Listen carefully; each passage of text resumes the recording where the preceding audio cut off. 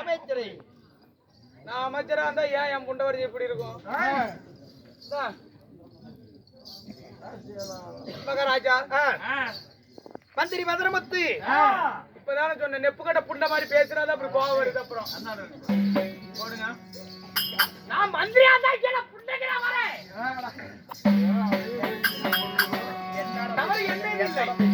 தவறு என் மீது இல்லை மகாராஜா. நீங்கள் கூறிய வார்த்தையில் பிழை உண்டு. எப்படி என்னை மந்திரி என்கிறாய், அமைச்சரை என்கிறாய், மிச்சரை என்கிறாய். ஏ சாமி சோபா செட்டு கால் நாட்டு இருந்துட்டு எப்படி அடிக்கிறான் பாருங்க. மகாராஜா இருந்த போதிலும் இன்னும் நாட்டுக்கு நாடு மகாநாடு பேரும் பெருமையை சிறந்த இன்னும் ஊரு பேர் என்ன என்னன்னு உனக்கு தெரியாதா? நல்ல சோறு நல்ல மூக்க புட்ட தின்னல்ல சொல்றது நீங்க. என்னடா ஊரு? என்ன ஊரு? அதேதான். என்ன அதேதாங்க. அது எனக்கு தெரியாதா? மகாராஜா தாளையூருக்கு சேர்ந்த இன்னும் அரமனைக்காடு என்றால் அரமனைக்காடு என்றால் உங்களுக்கு தாய் திருநாடு, தாய்நாடு, தலைநகரம், விளையாட வருவோம் அச்சுமா நகரம். தாய் நாட்டிலே இங்க அமர்ந்திருக்கும் ஆனா பிறந்த அப்பன்மார்களும் பெண்ணா பிறந்த எழுதருமை தாய்மார்களும் அது மட்டுமல்ல நம்மளுக்கு முன்னோடியார்கள் இன்னும் மூத்த கலைஞர் வந்திருக்கிற அனைவரும் அவர்களுக்கும் என் சிரம் கூதி பணிவார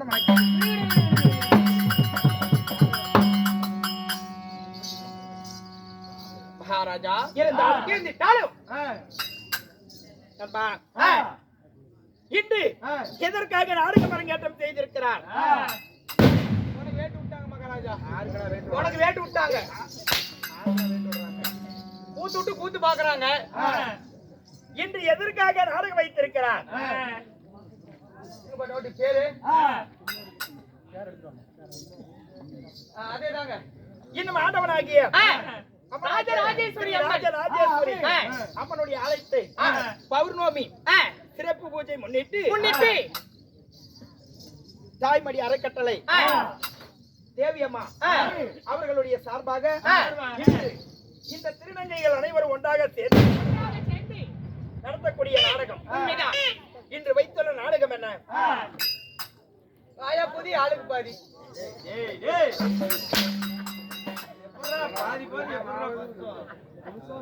மகாராஜா அவன் சொல்றாங்க மகாராஜா அப்படி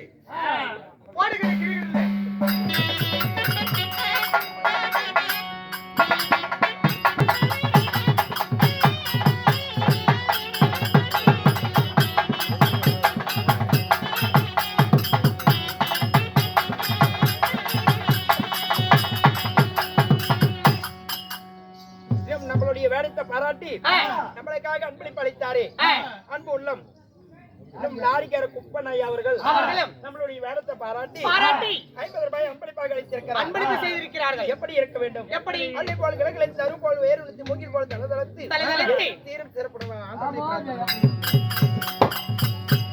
அப்படி இந்த ஆண்டவனுக்காக ஓரிரவு நாடகம் சதநாட்டி வைத்திருக்கக்கூடிய ஐயா இதிகாச குலம் 2 இது ராமாயணம் அல்ல, மகாபாரதத்தில் ஒரு பாகமாக விளங்கக்கூடிய 13 நாள் சண்டை, அபிமன்யு கொன்ற மாலை, சைந்தவன் கர்வபங்கம். ஸ்ரீ மகாபாரதத்தில் ஒரு பாகமாக விளங்கக்கூடிய யுத்த காண்டத்தில் ஒரு பாகமாக விளங்கக்கூடிய 13 நாள் சண்டை, அபிமன்னன் கொன்ற மாலை உண்மைதான், சைந்தவன் வதம் உண்மைதான். நான் தர்பார் வந்திருக்கும் பொழுது யாரு நான் வேற விடுறேன். எந்த நாட்டிலே வாழ்ந்திருக்கிறேன்? ஆகட்டும் மகாராஜா.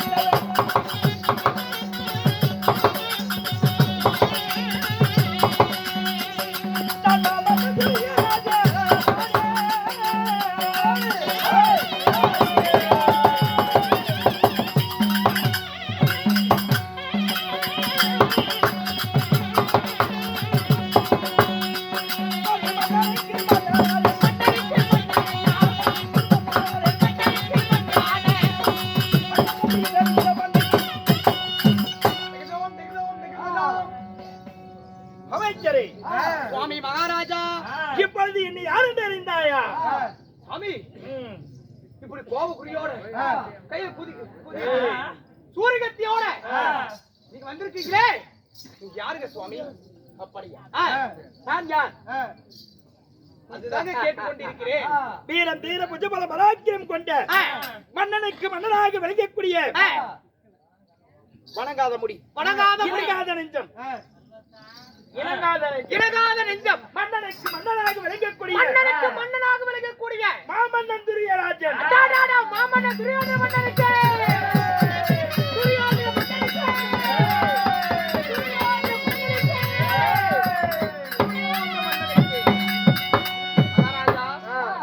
அப்படி உங்களுடைய துரியோதன மன்னனாக இருந்திருந்தாலும் உங்க அம்மா உங்க தாய் தந்தை, என் தாய் தந்தையா யார் அவர்கள்? அம்மா 10 மாதம் 300 நாட்கள் அங்கத்தில் தாசம் வந்து அன்புடன் ஆசையாக அரவணைப்புடனே ஈண்டெடுத்தாரே என் தாய் தந்தை யார் தெரியுமா? யாருங்க? சொல்லட்டுமா? சொல்லுங்க.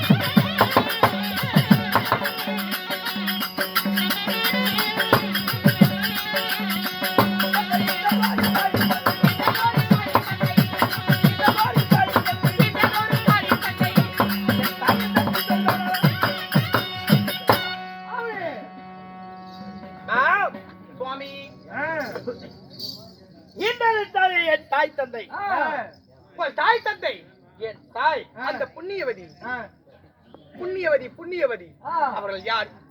என் தாய் காந்தாரி அம்மாள். காட்டேரியா? ஏய் மகாராஜா, காந்தாரி என் தாய் காந்தாரி. என் தந்தையார் உங்கள் தந்தையார் யாரு? திருதராட்டிய மன்னன். திரண்ட மன்னனா? திருதராட்டிய மாமன்னன். நுழையாது சார். மாமன்னன் அப்படி திருநாட்டிய மாமன்னனுக்கும் தாய் காந்தாரிக்கு பிறந்தவர்கள் நாங்கள் எத்தனை பேர் சுவாமி? நாங்களோ கௌரவர்கள் 100 பேர். என்னடா ஏசாமி உங்க அம்மாக்கு இதேதான் பொழப்பா? உங்க அப்பனுக்கு உங்க அம்மாக்கும் என்ன பொழப்பு? உங்க அம்மாக்கு உங்க அப்பனுக்கு இதேதான் பொழப்பா? என்னடா பொழப்பு? 100 பேரு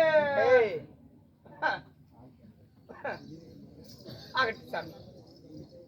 அப்படி ஏக்கா உட்கார்ந்து இருக்கிறியா சுவாமி?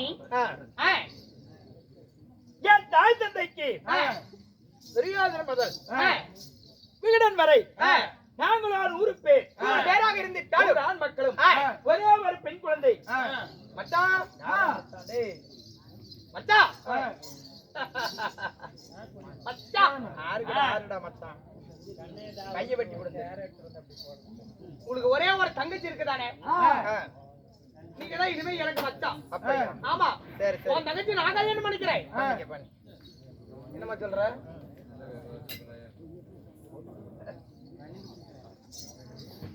அப்படி